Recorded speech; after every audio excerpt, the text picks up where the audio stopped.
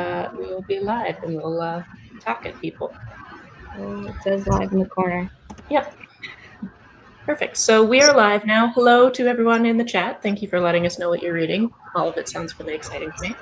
I'm Kathy. You're on my channel. This is what we're doing today. We're doing an hour of silent reading, which basically just means that we're going to introduce ourselves here on the panel, and then in an hour I'll come back and be like, it's been an hour, and we'll talk about what we read. Pretty easy, but I'm going to let everybody introduce themselves first. Why don't we just kind of do a circle, because that seems to work the easiest, meaning Angela would be next. All right, well, I'm Angela. My channel's Literature Science Alliance, and I'm reading Foundry Side today. Well, probably something else too. I have to catch up on a buddy read, and then I'll pick up something on my Kindle. Cool. I think Allie. I'm Allie. My channel is the Chaotic Reader. I'm in the middle of Priory of the Orange Tree, so I'm going to keep trying to get through that. Me, it's Circle that makes me next, right? Yes. Okay. Yes, please. I'm Dominique, and I don't have a channel. I've made like 2 videos once upon a time, but if I resurrect it, that and my Bookstagram are both Pirates and Pixie Dust, and I have my pirate mug to solidify it. And I'm reading, rereading my arc of The Cemetery Boys because I'm obsessed and I need to. Mm-hmm. And I'm gonna hike. And I'm R. My channel is R Jensen. It's spelled weird because nobody knows how to spell Jensen correctly. So I will like message y'all in the chat so you can see. And I'm reading La Bizona. I'm listening to it actually on Scribd. Lovely. So yeah. Very cool. And I probably should have mentioned, but I'm reading Anne of Green Gables for the Read-A-thon. We will soon be joined by Sajed. He's literally just putting on clothes because he was at the gym. So he'll pop up at some point. But for now, we're just going to do our silent reading hour, and I'll let everybody know when we're coming back to talk. So I'm going to put on the little banner that says that we're reading. Yeah. And feel free to mute yourselves in case there's children running around. And what for? Talk to you at the end of the hour. Yeah. All right.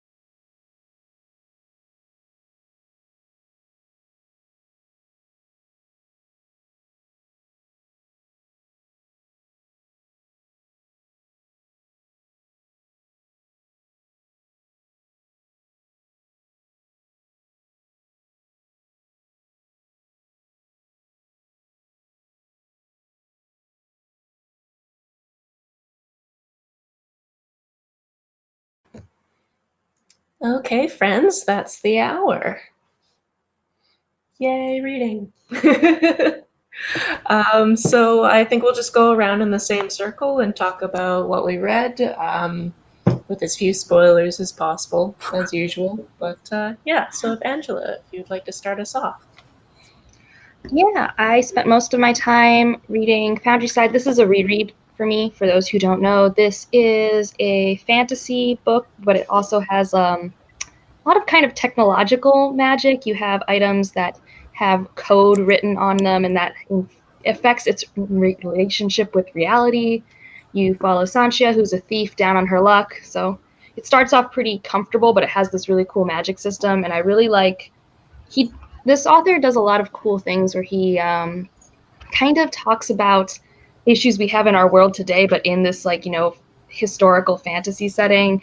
And I don't know, I just really like his works. And this was the first one I read by him, but I read his other trilogy, and this is a reread for Shorefall. And then I was also reading Steel Frame, which is a sci-fi by a South African author. It's a debut, so it has a lot of debut book problems, but I also really like it because it's like a mech person relationship thing in space. Ooh. So it has a lot of cool ideas, but it's also a debut book, and it feels like it, so I feel so torn. I'm like, oh, you have so many cool ideas. I just need you to stop using all of these words. Like, he's too into his descriptions. They're very elaborate. But I'm enjoying reading. So Yay! That sounds lovely. Allie, would you like to go next? I am still getting through Priory. I'm a little over halfway through, but it's a big book. I like it, but it almost feels too long in parts. There's so many parts that are just like telling stories of the world, which is cool and all, but I don't really know that I needed 800 pages of that. But I'm still excited to be reading it. I actually started it last year and then had to restart it this year because I just put it down and then never picked it up until now again. Oh yeah, I've definitely done that before where it's like, I'll come back to this book, and it's still in your head like 4 years later, and you're like, I'm not currently reading that book. Yeah, it definitely makes me want to read her other series though, because I haven't read the Bone Fusion series or anything either. So Sweet. Dee, would you like to give us an update on Cemetery Boys? Yes. I was sitting here reading and I was like, if I start crying on this live show, because this is Cemetery Boys is written by a trans non-binary author, so I identify with that. And the chapter I was on, there was a little bit, it wasn't the entire chapter, it wasn't the whole point, it was just a couple of pages at the end there where two of the characters are discussing, are you trying to prove yourself to your family or to yourself? And I got slapped in the feels so hard. And there's so many highlight notes, annotations in here over the past couple of pages. And I'm like, that's why this reread is taking me so long, because I already love this book. And now it's like, I'm not reading it now for the plot because I already know what happens. I'm just reading it for me. Mm-hmm. And it's just like, there's so much in here, the tiny little nuances that I picked up on the first time, but the first time I was also just like, okay, but what happens? And now I have been released, I know what happens, I know what goes down, and I'm just like, it's just about the nuance, and I'm like, I can't, my feels can't handle this. So yeah, pre-order Cemetery Boys. Thanks everybody. Library count. So good. So good. If you haven't pre-ordered Cemetery Boys yet, you definitely should. We're trying to get into that bestseller spot, and it's going to be wonderful. R, how was your reading? Well, it was a time. The synopsis of the book is like, there is this girl who comes from a family, and in the synopsis it says that every 7th girl is a bruja and every 7th boy is the Spanish word for werewolf, which I don't think I can pronounce. So, I didn't get to any of that stuff really, but that's where it's going, and I'm excited to see where that goes. But yeah, what I read was mainly just a bunch of like setup and like character descriptions and stuff. And it's like really good to like, because like ICE in this is obviously because they're undocumented like people living in Miami. And so like ICE is obviously not a good thing. So it's nice to see ICE being portrayed as like the not good thing that it is, rather than something that we need for some reason. So yeah, that's good. Sweet. And See, Sajid, sorry thanks for for being joining late. us. Caribbean people are always late, so you know. But on that, exactly. Just keeping it on So brand. speaking of Caribbean, I'm reading "Sirius Blooms at Night" by Shani Mutu, which if you follow me, you've probably heard me speak about this book like 50 million times. But it's basically set in like a fictional alternative to Trinidad. And it's following this guy named Tyler who works in a nursing home, and he's charged with taking care of this supposedly crazy old woman by the name of Marla. So the story is about Tyler telling the story of his relationship with Marla, but also telling the story of Marla's own tumultuous past and how she became to be this very infamous person in their home village or town where they live.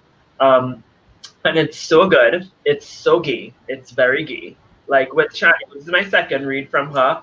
And like with Shani Mutu, I don't know, it's like it just keeps getting gayer and gayer. You think that okay, it's going to be like the one or two gay characters, and then this one turns out to be queer in some way, and then this one turns out to be queer in some way. And there's a character in here who's a trans character, and like they're portrayed in a very like not negative light, which for a Caribbean novel published in the 1990s, I was just not expecting. So I found that to be so cool. So I'm really enjoying where the story is going so far. And Shani Mutu just has an excellent way of writing about the surroundings. It's very Caribbean. It's very descriptive of like the plants and the foliage and all the animals and whatnot, which might sound kind of stereotypical, but she really brings to life the surroundings. And I think she has like a thing for plants because even like the title, "Sirius Blooms at Night," like it like flowers and plants and foliage has a lot of symbolism and has a lot to do with this book. So I'm really enjoying it. I think it's excellent. And more people should be reading Caribbean literature, especially Shani Mutu. She's fantastic, especially if you want to read more queer Caribbean literature. That explores queerness in the context of like an Indo-Caribbean experience, especially, which you don't see too often. It's great. It's great, and everybody should read it. Yeah, I sneakily just opened up my Goodreads tab and added it to it, and then clicked over because in the side it said Cultural Canada, and I was like, what the crap does that mean? So I flicked over to the author, and she was born in Dublin to Trinidadian parents and then moved to Vancouver, and I'm like, everywhere, I love it. Yeah, she was born in Ireland. Her parents are from Trinidad, but she grew up in Trinidad, so she's like Trinidadian, and I believe she moved to Canada. So, and her newest book, I believe, is actually set in Canada, and it's following a Trinidadian character. So I'm really looking forward to getting into that when I get it. Lovely. And I also highly recommend the other book I read from her, which is called Valmiki's Daughter. Just saying. Yeah. We're always here for the Rex. Yeah. Speaking of Canadian literature, I was reading Anne of Green Gables because the readathon is happening right now, and this is my children's literature. This is actually a copy I picked up in PEI, which is where this is set, back in 1997, because that's when I was there as a child, and I haven't read it since. I forgot most of the book because I haven't read it in over 20 years, but mostly I forgot how ridiculous Anne Shirley is as just a human character. She's so dramatic. Like everything in her life is just like, oh no. Like there was a scene where her friend was allowed to come over for like tea, and the person that she you've never read this story, she's an orphan and she's now living with these two people on Prince Edward Island, which is one of our provinces on the East Coast. And that person had to go away for the night, but she was allowed to have her friend over for tea or whatever. So they're like playing house, basically. They're basically like, oh, we're adults and we're ladies and it's lovely. And she was told that she was allowed to like serve this raspberry cordial. So she's like, great, I'll serve that to my friend, but I don't feel like having any right now. So she gets what she thinks is a bottle of raspberry cordial down from the shelf. And no, it was a wine. And her friend had a bunch of it, and her friend went home very drunk, and her mom figured out that she was very drunk, and now the mom's just like, you can't be friends with this person because she got you drunk. And it's like 1908, so like that's really not a thing that 12-year-old should have been doing back then. And she's so overly dramatic about it. Like her friend sneaks over to be like, we have to say goodbye because we're not allowed to be friends anymore. And she's just like going on these big monologues and like takes a lock of her hair, and I'm just like, oh my god, just go back to school and you'll see her every day, it'll be fine. So she's a lot to handle. I think that if I knew her in real life, I would have to take her in very small doses because I am very introverted, but she's a fun character to read. So there's that. And I'm enjoying seeing the puppy again, Ellie. Always with the puppy. So cute. Yeah, so cute. I have everybody's links down in the description of this video, so if you haven't followed all these people in the places, you should do those things because they're lovely humans. Did anyone have anything that you wanted to hype before we end the live stream for the day? Well, this is a really silly thing, But silly. My boyfriend did a standalone review on my channel. Ooh. And he like doesn't do that often, but it actually legit is better than anything I put on my channel. Like if he read more than like a book a month, he'd be an amazing booktuber. But I don't know. If you want a silly short review, I don't know. He even closed captioned it so meticulously. Like he did such a good job. So I don't know. It's a silly little thing. I love it. Like that. That's like very rare. What'd you say? I said, like, where do you get boyfriends like that? That's like very rare. A lot of trial and error. Fair. That is not the answer you wanted, but that's the answer you're gonna get. I love it. So it is my plan to do these live streams almost every Friday. There is one Friday where I'm working my very occasional retail job, so I can't do it, but I'm going to keep doing this every week. So keep showing up every week, and somebody will be here. If it's not just me by myself, sometimes it might be, but I'm going to try to make sure that other humans are here because I love hearing what everybody's reading. And that being said, I guess that's it for this week. Thank you guys so much for showing up, especially because I decided to do this yesterday. It was like, hey, tomorrow, want to do this thing? And you all showed up. So thank you for that. All right. Bye, friends. Thanks for having us. Yeah.